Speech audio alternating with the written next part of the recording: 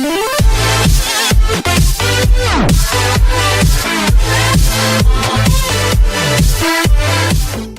you guys. Quite a pace is right. You are looking live at Berwyn, Pennsylvania, which is a mainline town just outside of Philadelphia. Melania Trump is about to give her first solo campaign speech. She has introduced her husband a few times, but mostly has not really been on the campaign trail too much since the controversial address that she gave at the RNC in Cleveland. Hello, everybody. I'm Martha MacCallum, back here at 2 p.m. Eastern Time on America's election headquarters. Glad to have you with me today. So it is 5 days to go. Count them. 1, 2, 3, 4, 5. That is not a lot as we head towards November the 8th. Both the candidates calling on their top surrogates to get out there and drive their message home all across the country. And that is a look at where they are right now. The Clinton campaign has dispatched President Obama, Bernie Sanders, and Chelsea Clinton. They are out and about today. Meanwhile, the Trump campaign crisscrossing those battleground states. They bump into each other sometimes. Sometimes you see both planes next to each other on the tarmac in some of these places.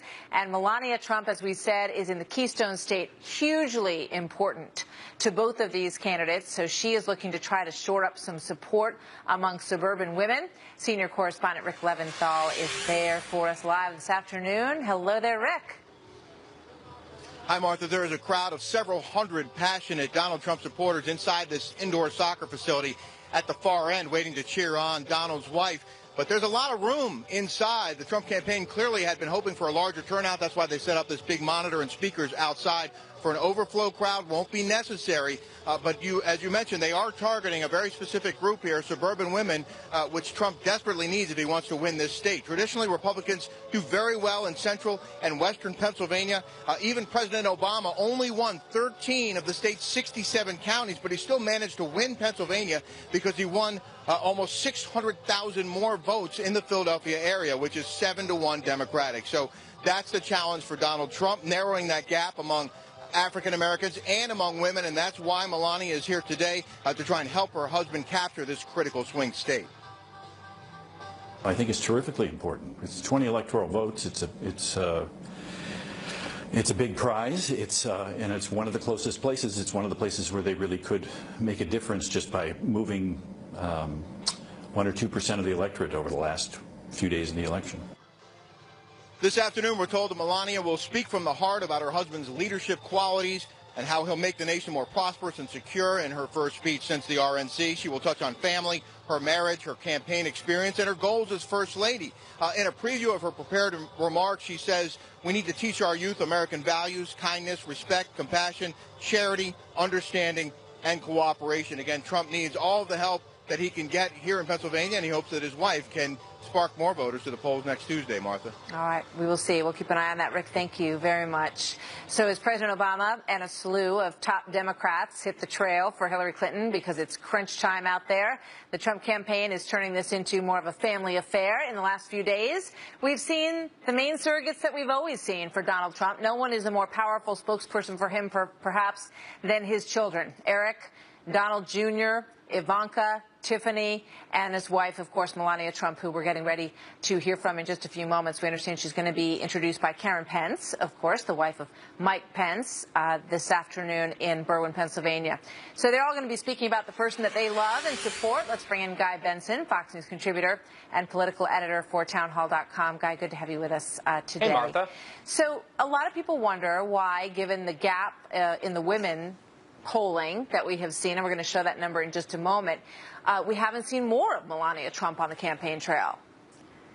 Well, I'm not sure that she's all that comfortable on the campaign trail, but I think it's a smart move for them in these closing days with the polls tightening and Donald Trump really needing to improve, as you just alluded to, among women, particularly college-educated women, to get his wife and his daughter Ivanka out there as much as possible. I think strategically makes sense, trying to soften Trump's image a little bit, remind women that he'll be surrounded by some of these strong women who are level-headed and that sort of thing. So that's what the campaign's going for. And they're also trying to push back against sort of the star power that Hillary has on the campaign trail for her in these closing days, including her husband, the president, the current first lady, and so forth. The Trump family is sort of the Republicans answer to that as best they can. Yeah. You know, it's interesting in this situation to have all of these grown children who are very articulate spokespeople for Donald Trump and also Hillary Clinton and Chelsea Clinton. Let's take a look at some of their work on the trail.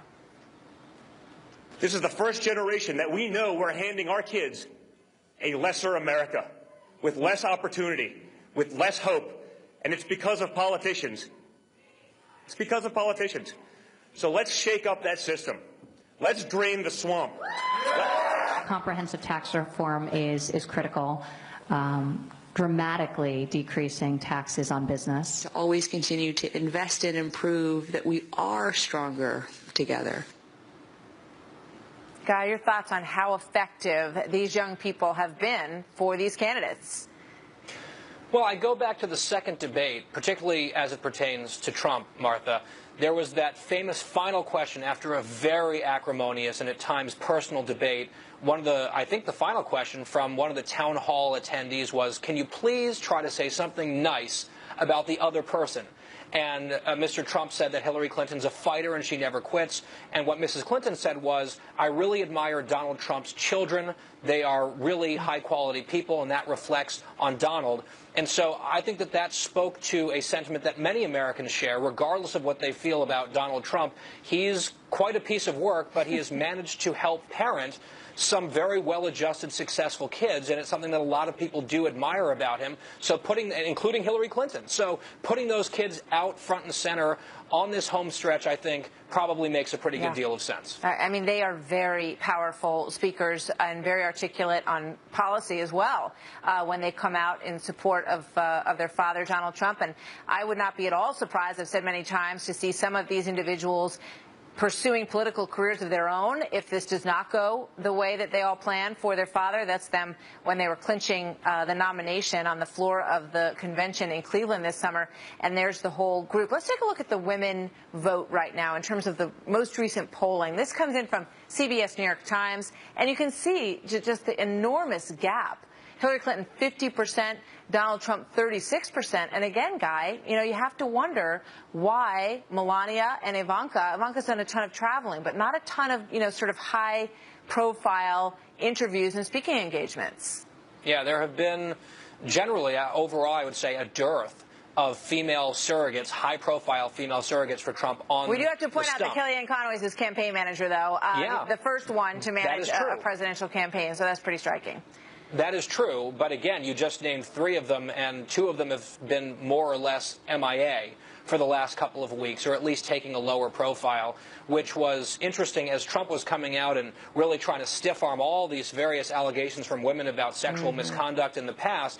Having a lot of male faces defending him, I think, was maybe less effective than having females, women in his life, defending him. And that's when Melania Trump finally sat down and did a series of interviews, including with our own Ainsley Earhardt and a few other networks. I thought Melania's answers and the way that she presented that situation was vastly better than some of the service that he had received from some other people in his camp. So, and by the way, I think there's a two-pronged approach here, Martha, where you have the humanizing and the family connection in these final few days, and then also, of course, the candidate himself, and then lots of surrogates and people in the media talking about the other major element of this race, which is the FBI dual investigations into Hillary Clinton that Bret Baier reported right here from D.C. last night, a real bombshell. All right. Yep, we're going to be talking about those quite a bit because there's some new developments on that as well.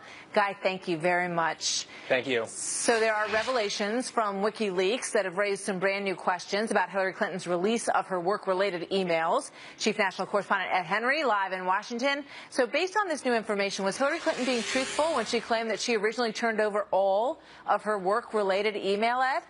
Well, Martha, based on this new release of emails, even some of her own aides inside the inner circle did not believe all the emails were turned over. Go back to March 4th, 2015.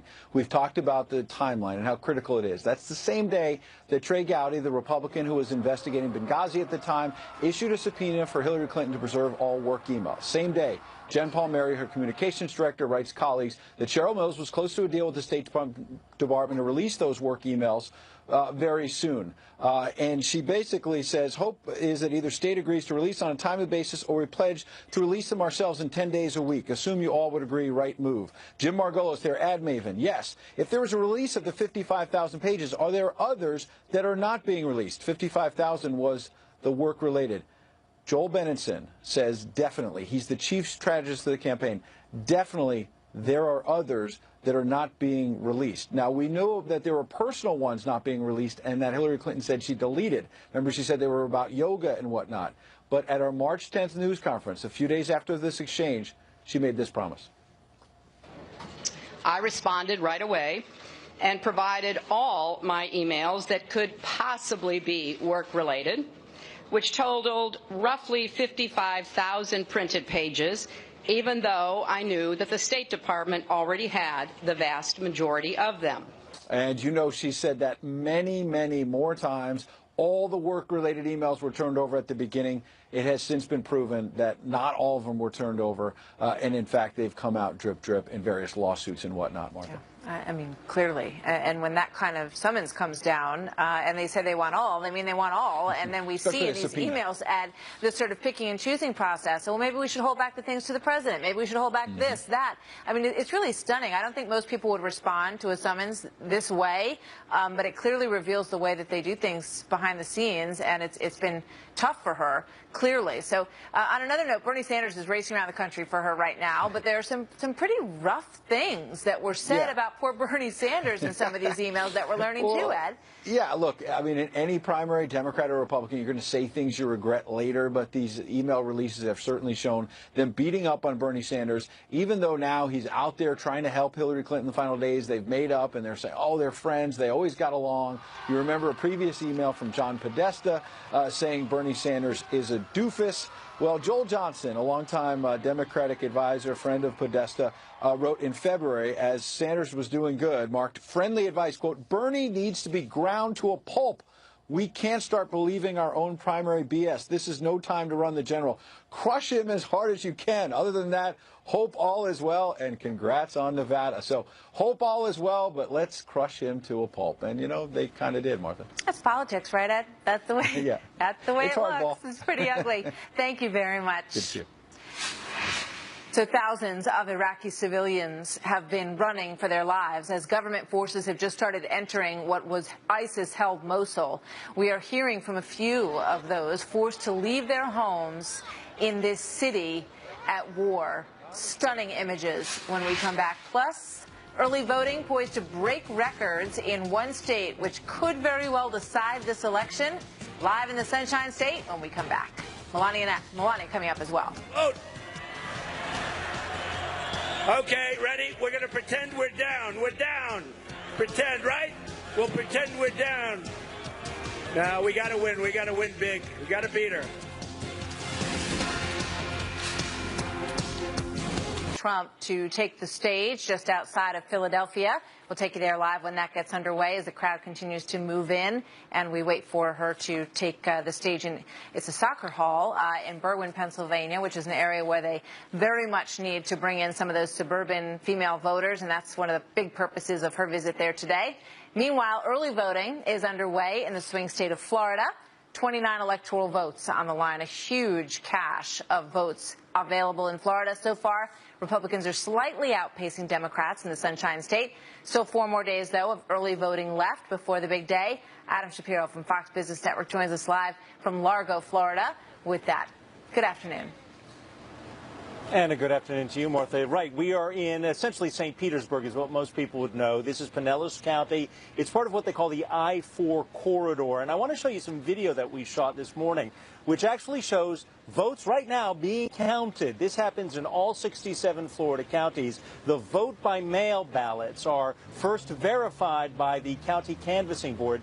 Essentially, they're looking at the signatures and the addresses to make sure these are eligible ballots. Once the verification process is completed, the ballot, the secret ballot, is removed from the envelope, and then it's loaded into the tabulating machine. So they're counting the election right now. Now, they don't report those numbers. The machines hold on to those numbers until Tuesday, when we actually find out for whom everyone is voting. But let me give you the who has already voted statewide in Florida numbers, because this is key to who has the momentum in Florida. And as you said, Republicans already have a slight advantage over Democrats among registered voters. Here are the numbers. Statewide, about 4.8 million people have already cast a ballot.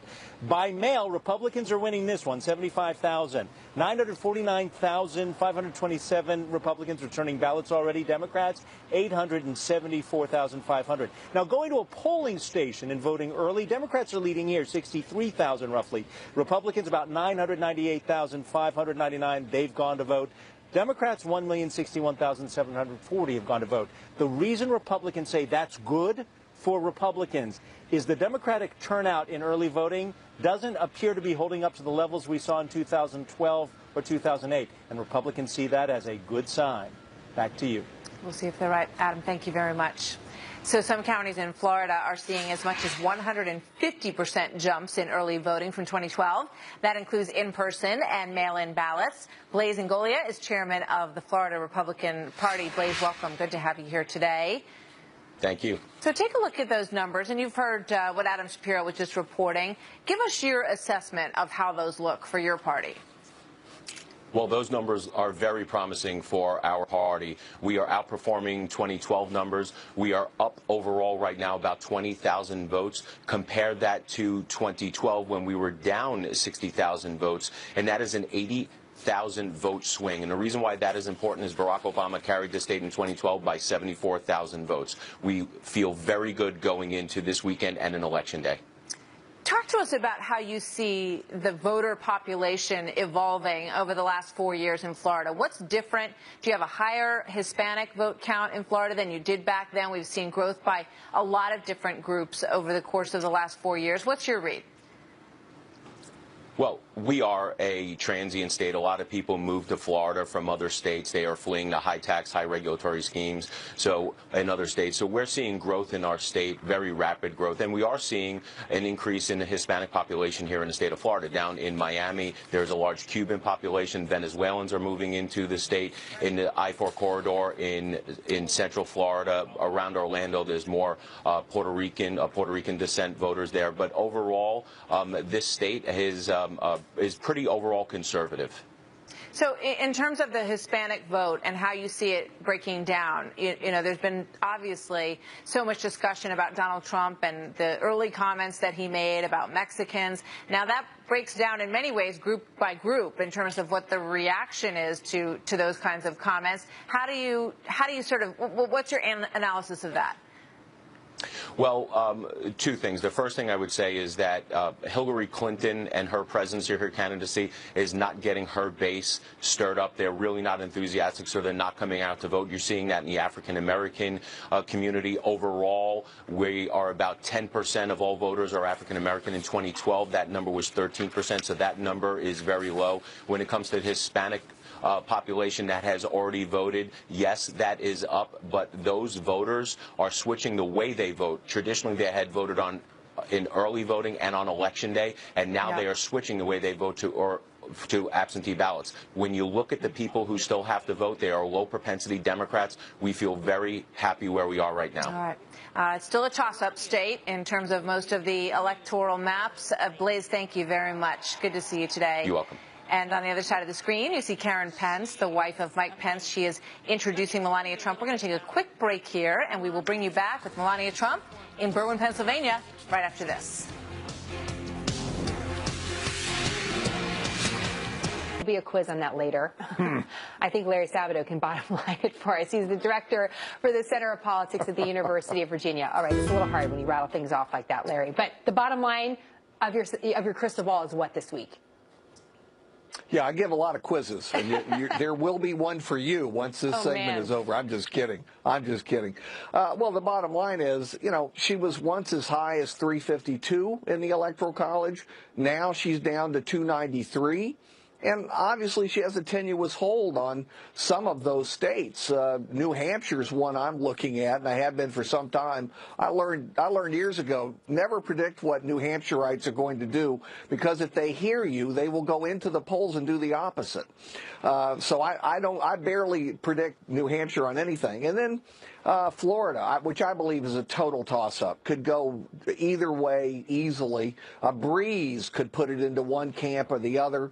There are some other ones that where people have contradictory opinions, like Nevada, and you can go around the country. Obviously, Donald Trump has to win some big blue state. Is it Pennsylvania? Is it Michigan? Is it Wisconsin?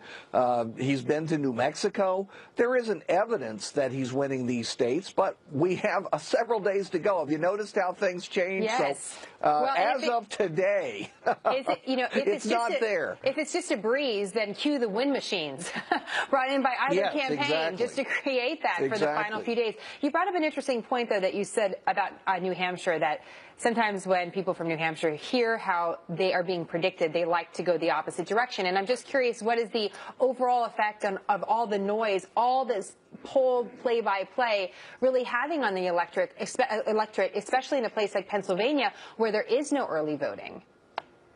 Yes, and that you just raised a critical point. No early voting in Pennsylvania. Why is it that Hillary Clinton, Bill Clinton, President Obama, virtually every major Democrat you can think of is converging on Philadelphia the night before the election? It's because they don't have early voting. And I think there's also a transit strike going on there right now in Philadelphia, which isn't going to help them either. So they know that that is critical. Whether they're worried or how much they're worried about losing it, obviously the high command isn't going to tell us. But you look for signals like that to tell you where it either is getting close or where a candidate is concerned about what might happen. Talk to us about the Comey effect, because you write a little bit about it in your crystal ball and the impact it's having on Hillary Clinton. But we also have open enrollment happening this week for the country in healthcare. So I wonder how you take in the Comey effect versus other issues that have popped up over the last several days right before Election Day. Well, they all play a role, but let's be honest. There's nothing that was as big as what the FBI director did, James Comey did last Friday. It was a bombshell. I mean, it measured on the seismographs all across the country. Voters paid attention. And I've looked at the entrails of some of these polls, and it's fascinating. In some states where Clinton was up on Thursday and Friday morning, Friday evening and Saturday, she was down. Now, she recovered in some places on Sunday and Monday, but you see the impact something like that can have, and it tends to bring in recalcitrant, reluctant partisans. Some of the Republicans who have been holding out their support from Trump. They're starting to look at the choice, and like so many other people, saying it's a binary choice. It's going to be one or the other. So we dislike Hillary Clinton more than we dislike Donald Trump, and that adds a couple of % to him in critical states. That's we always go. I know I've talked to you about this several times, Larry, but I think it's a theme that just keeps coming up. This Quinnipiac poll several weeks ago looked at voters why they're voting for different candidates, and on the top of every list, it was because that candidate wasn't the other one, not because they like that candidate's platform. And so are we full circle, Larry, back to that, just a very simple choice for voters in the final few days? Yes, and this is not to criticize the minor party candidates. They have every right to run and all the rest of it. But look at what's happened to them. They have fallen like rocks in the polls in individual states and nationally, the third-party candidates. What's left for everybody is that binary choice. It's either going to be President Clinton or it's going to be President Trump. And there's a phenomenon called negative partisanship. It's when you turn out to vote not really for your candidate, but against the other candidate. You dislike the other candidate so much, you're forced in that binary choice toward the remaining candidate. Boy, we've got millions and millions of people doing exactly that on both sides. I'm just curious, Larry, as we're even talking, we're seeing more headlines crossing about the FBI. We're sorting through all of this. The stories continue to change regarding the FBI's investigation, and certainly there's an opportunity for more stories to come out. I mean, Friday is a new day. Tomorrow, anything could happen in the afternoon. And so I'm curious how fragile you see the polling in general right now. Is it something that could be easily changed, or because of the bombshell that you call the Comey announcement last week, that the ripple effects of that would be hard to top? I know, you know, at this point anything can happen. But how do you see it?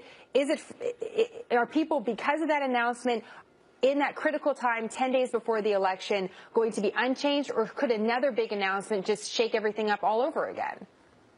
Well, a really big announcement could always shake things up, but let's just assume we don't have a giant announcement. We have little bomblets instead of a bombshell. What you have in this election is a surprisingly large number of people, as I say, who've decided to vote for a negative reason, but you also have a tiny number of truly hardcore undecideds, maybe 2%.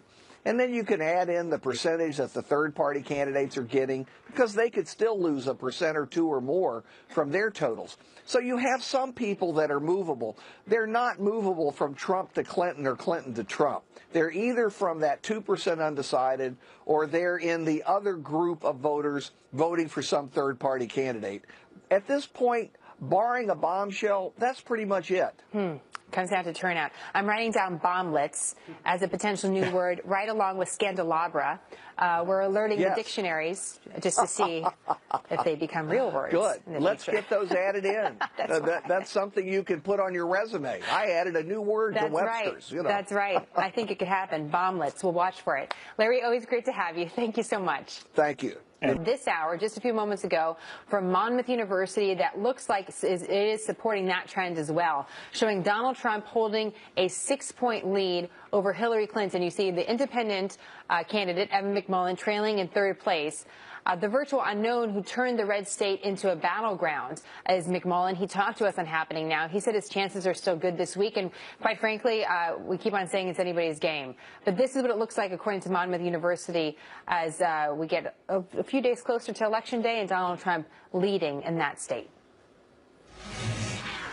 Some new information now on Obamacare and the number of people without health insurance in this country. President Obama's signature health care law has cut down on the number of uninsured since it went into effect.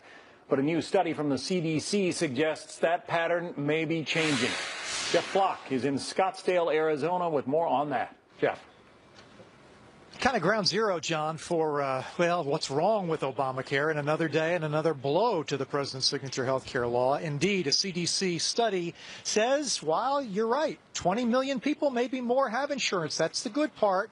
The bad part is pretty much everyone who's got it now may be all that's going to get it. They think that only about 200,000 people have been added in the last 6 months. It used to be millions more every year. So pretty much maybe it's gone about as far as it can go at this point. It's a huge campaign issue here in Arizona. Take a look at the numbers on Arizona voters who oppose Obamacare, 53% to 40%. So Donald Trump has tried to make that an issue here. The problem with that is that most people, you know, aren't directly affected by Obamacare. If you look at just Republican voters who were asked in Arizona, what about your health care? How do you feel about it now compared to before? 50% of Republicans say, well, it's pretty much about the same. 10% say it's even better since Obamacare came on board. 39% say it's worse. It's also an important issue, John, here because many voters disagree with Donald Trump's position on big issues like the wall. For example, a vast majority of Arizona voters say don't build that wall here in this border state.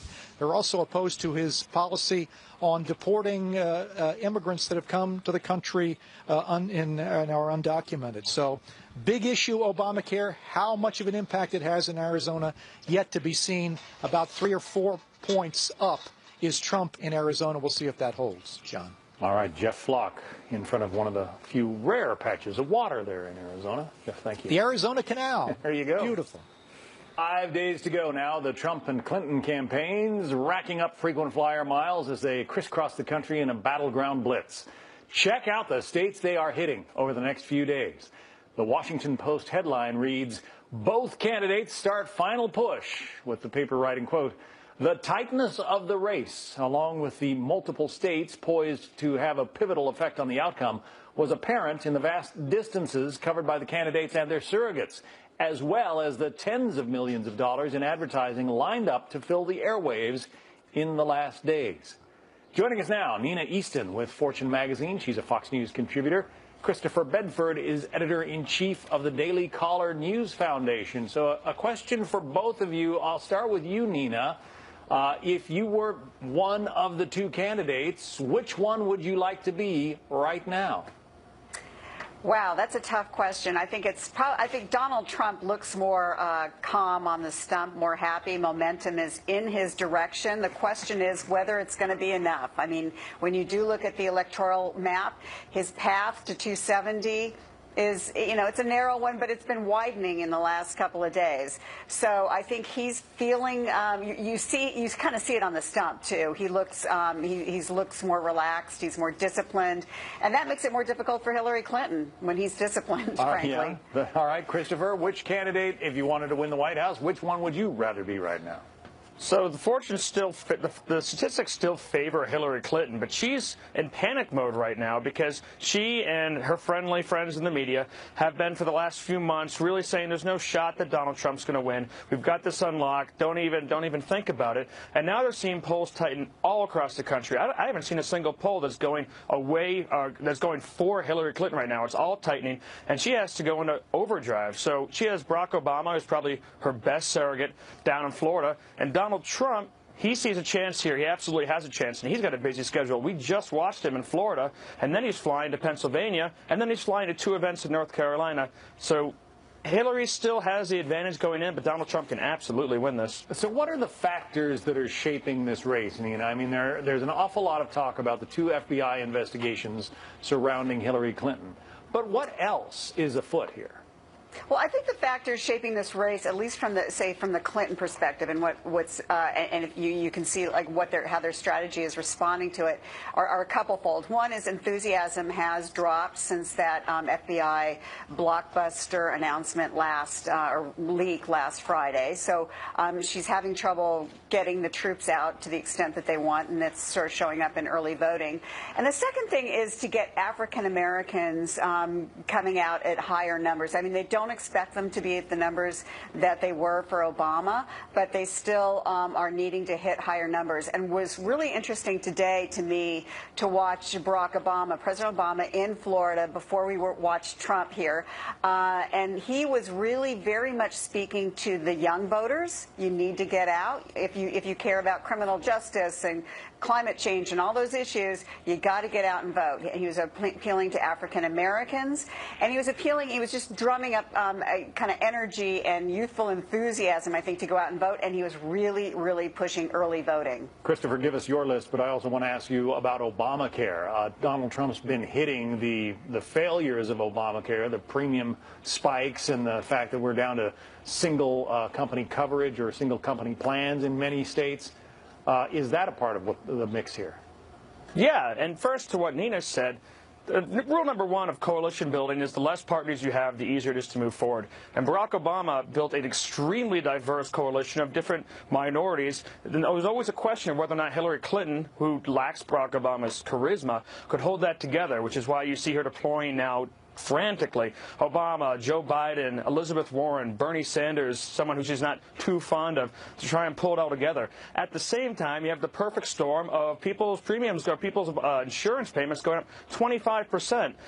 The poll you guys showed just a few minutes ago shows that the country is extremely dissatisfied if they're affected by Obamacare, and it's kind of a perfect storm. Add that to the FBI, add that to the disparate coalition she has to hold together. It's a perfect storm for Donald Trump in the last week. A couple of weeks ago, Nina, she was up somewhere around 308 in the electoral vote count. Yeah. Now the Cook Political Report, one of many that's counting electoral votes, but it says she's down to 278. She's lost 30 electoral votes over the course of a week or 10 days.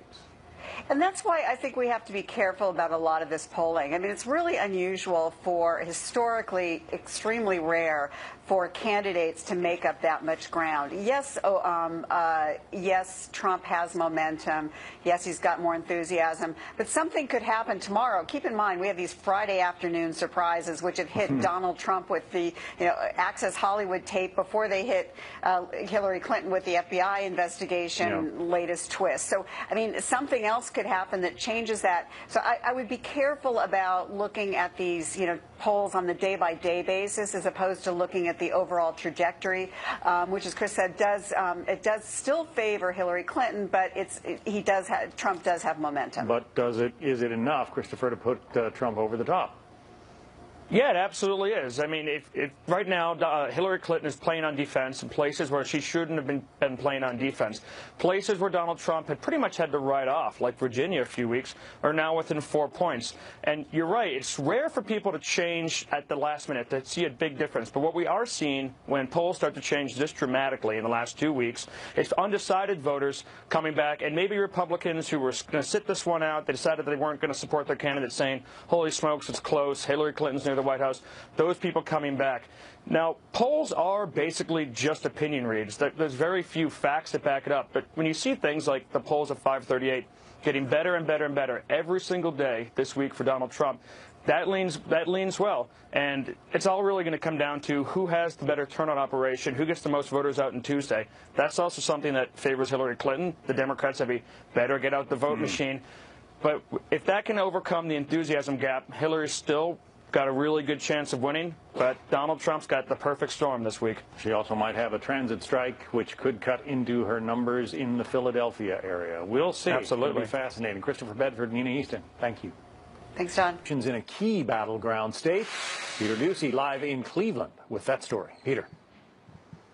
John, the Sheriff's Department told us yesterday on Tuesday they're going to have a special impact unit standing by to make sure that nothing gets unruly or violent at polling places. This impact unit was also on call for this summer's RNC here in Cleveland, and it's part of the Cuyahoga County Sheriff's Department's community policing wing. They normally back up local police as they do surveillance or canvass neighborhoods or set up checkpoints while searching for suspects. In this case, they're going to be waiting to get a call about any people or groups that may be trying to interfere with residents trying to cast ballots. And right now, we're told the main area of concern are long lines that could grow into unruly crowds. We are monitoring social media, and we do have folks at each polling station. So our deputies go around at the polling station, they pick up the ballots and take them down to the Board of Election. So we just beefed up our manpower because of our previous elections. The Board of Elections here is also making a point to say their tabulation computers will be guarded by armed deputies. They're trying to minimize concerns about ballot tampering or election rigging. Meanwhile, 2 hours away in the state capital of Columbus, there's new focus on cybersecurity. A special National Guard unit is working right now to make sure no bad actors are able to get into the cyberspace that voting systems will rely on come Tuesday. A spokesman for the Secretary of State told us this morning that, quote, we are looking to use whatever resources we have at our disposal to make sure we've taken the necessary steps to keep elections secure. And the chief of the National Guard Bureau said recently that he thinks guardsmen are especially positioned, especially qualified for this kind of a task because they can go to civilian jobs in the tech industry, learn whatever the most up-to-the-minute technology is, and then go and apply it to something like this, trying to make sure that the integrity of an election remains intact. John. Let's all hope it does. Peter Ducey, thank you. Well, just days before the election comes news that the FBI's probe of the Clinton Foundation has taken a, quote, very high priority. That's according to Fox News sources close to the investigation.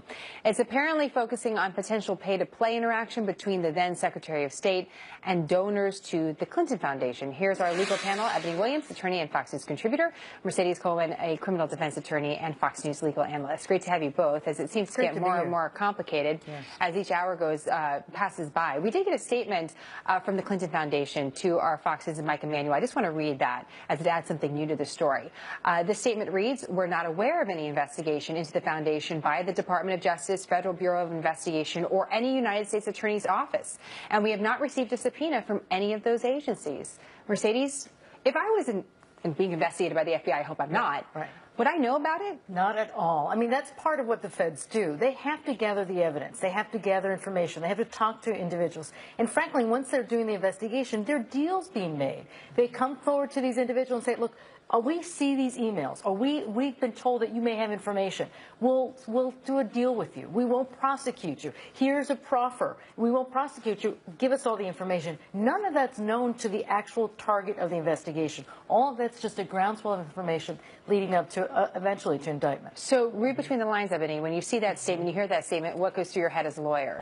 As a lawyer, it means nothing, as Mercedes said. Oftentimes, see, that's the very nature of the FBI. They operate, and they're very successful with the notion of secrecy. They do all of their investigation kind of in a space where they're not subject to scrutiny, and it really helps and aids the investigation. It makes sure that it's not interfered with, and then they move forward. I think it's important that we remind people, though, there are two kind of branches going on here. There's the investigative nature of the FBI. That's their job to do this research and figure out these facts. Then they kind of hand the ball off, so to speak, to the Department of Justice, and it's their job to prosecute. But they're they're linked, because if one doesn't do a good job, if the FBI has an incomplete investigation, how does the Department of Justice know whether or not to move forward with prosecution? So, Mercedes, when you hear reports that the investigation has been ongoing for a year, involving multiple offices around the country for the FBI, what does that say to you, and who ultimately will make the call about whether or not there is a subpoena issued or an indictment? Well, that's what a lot of the problems. There's a lot of issues going back and forth as to who's being investigated. Well, who's actually part of the investigation? Who's actually doing the investigation? So there's been, at least been recorded, that there's been this back and forth between these agencies. If there's this much, because the magnitude of the investigation is so tremendous, that they start to draw from resources around the country. That's probably what it is. If we've obviously dealt with the defense of individuals in New York. And usually you deal with the FBI local agency, because these are individuals that are in New York and they're accused of wrongdoing here in New York. But if you have so much information, you have so many tentacles, there's so much data that's needed, then you draw from your resources around the country. Okay, so one of the things you might hear on the campaign trail, at least from the Clinton camp, and I'm just paraphrasing here, Ebony, is like, well, if the reports are suggesting that the FBI has been looking into us for a year, and of course they're not admitting that there's any investigation into the Clinton Foundation. We all just read the statement. But there's been nothing. It's gone nowhere yet. Sure.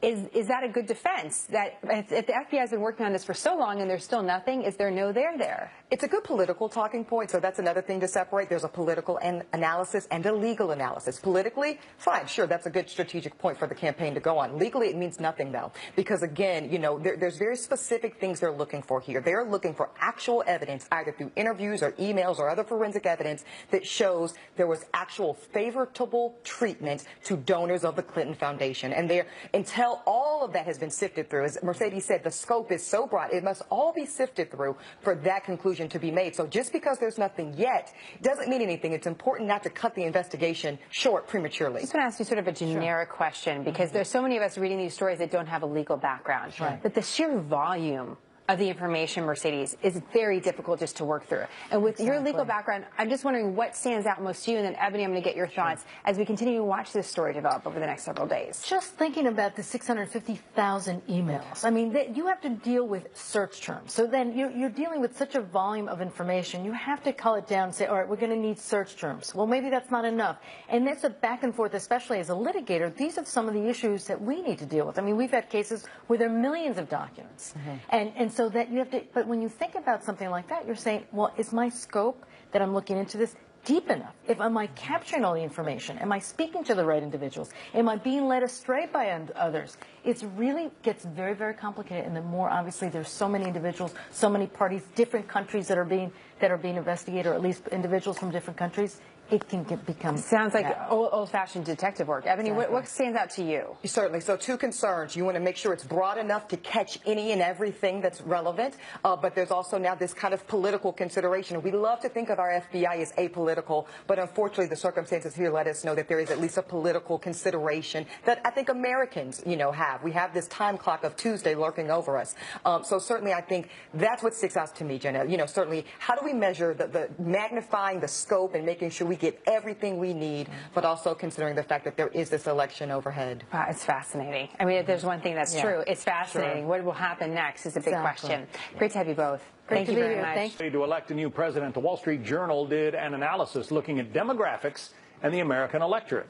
It focused on towns in the Midwest, places like Iowa, Indiana, Wisconsin, Illinois, and Minnesota, where the population has become more diverse more quickly than in any other part of the country. Entitled Places Most Unsettled by Rapid Demographic Change Are Drawn to Donald Trump, the article says tensions over immigration will likely outlive his candidacy. Among GOP voters in this year's presidential primaries, counties that diversified rapidly were more likely to vote for the New York businessman. Joining us now, Janet Adamy, one of the authors of the article. She's a news editor at the Wall Street Journal. It's a fascinating concept and somewhat counterintuitive. You think of immigration as going to the big cities, Miami, Los Angeles, Houston, New York. But you're finding that in some of the Midwestern cities, that's where the immigration issue is really exploding into the forefront. It is, and what we found, so again, this isn't the place with the greatest number of immigrants, but we found a chunk of counties in the upper Midwest that had gone very quickly in a very short period of time, over 15 years, from being almost entirely white to having a burst of diversity. And for the most part, that was Latinos. And then what we found was we looked at that and combined it with Republican voting results in the GOP primaries. And what we found was that those places that had diversified the most rapidly among Republican voters in the primaries, they were more likely to vote for Donald Trump than in counties overall nationwide. Does that mean that his build that wall line is resonating in those places? This is what our reporting showed, that we went to a town called Arcadia, Wisconsin, that was 3% Latino in 2000. It's now more than 35% Latino. Huge influx of immigrants there for jobs. And when you talk to Republican voters there, people who've been in the town a long time, they said that yes, the issue of immigration resonated in particular for them there. They're closer to it, and they have more concerns about it. What is it? I mean, is it the jobs that is bringing them in? Is that the sole reason? It is, and what's interesting about what this tells us about the Trump voter is that we've heard a lot over this election cycle about Trump voters in downtrodden areas in the Rust Belt that are suffering economically, the white, non-college educated men who are flocking to them, to Trump's campaign. But interestingly, the Republicans voting in these counties are these are counties where unemployment is actually lower than the national average, incomes are increasing at a faster rate. So one piece of this that we found was that these are not places that have the same kind of economic anxiety that you're finding in a lot of the other pockets of support for Trump around the country. But the suggestion is that Hillary Clinton does best among immigrant voters, blacks, Latinos, and so forth. You're saying that in these pockets where immigration has really changed the demographics of a particular county, those places seem to be going for Donald Trump. Well, we looked specifically at Republican voters. We wanted to know what was motivating Republican voters. So, yes, on the whole, the diversification of the country is a force that is more beneficial to Democrats. Latinos and blacks especially are more likely to vote for Democratic candidates. But when you look at the Republican voter, we wanted to isolate the Republican voter here. The Republican voters in places that had experienced these rapid waves of immigration, they were particularly drawn to the Trump candidacy. And I think that's what we find, and that's what will be, regardless of how the election turns out, how Republican voters in some of these places identify with the immigration issue, and to the extent they're motivated by it, I think that's going to be a lasting issue for the Republican electorate. Something that will outlast the election. Janet Adamy, Wall Street Journal, thank you. My pleasure. And we'll be right back.